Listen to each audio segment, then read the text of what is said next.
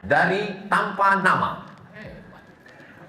Bagaimana adabnya bila imam setelah sholat fardu membaca zikir yang keras, tapi masih ada jamaah yang masbuk?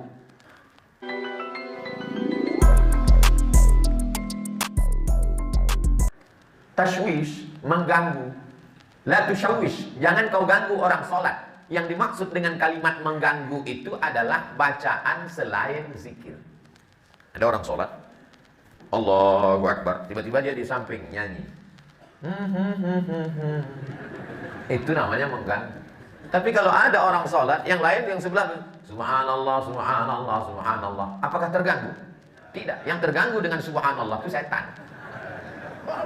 Kenapa? Karena bacaan zikir dengan sholat isinya sama. Aqimis sholata li zikri, dirikanlah sholat untuk zikir mengingat aku.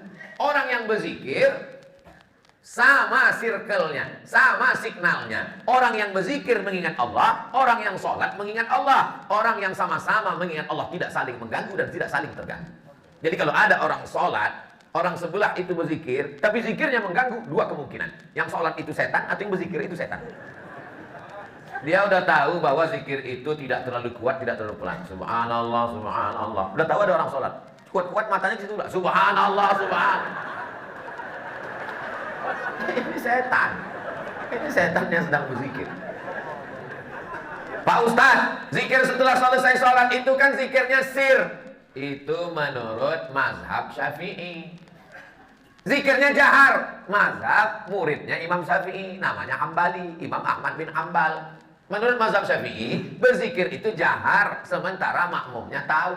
Kalau makmumnya sudah tahu, zikirnya sir. Maka di sebagian masjid zikirnya sir. Pas imam ditanya, Pak Imam zikirnya kok nggak jahar? Makmumnya udah tahu. Ustaz Somad kalau jadi imam bacanya, saya kalau jadi imam zikir saya jahar. Kenapa Ustaz nggak baca sir? Karena makmum saya ada 3 orang nggak tahu. Yang pertama anak kecil, dia nggak tahu. Yang kedua mu'alaf baru masuk Islam. Yang ketiga orang tua, udah tahu cuman lupa. Maka mereka dikasih tahu. Anak-anak ini pulang ke rumah, nanti ditanya sama emaknya, nah zikir di masjid tadi apa? Tapi kalau saya zikir kuat, dia tahu. Subhanallah, subhanallah. Tapi tidak terlalu kuat. Nggak mungkin juga orang di masjid zikir sampai subhanallah, subhanallah. Kau zikir apa ngamuk?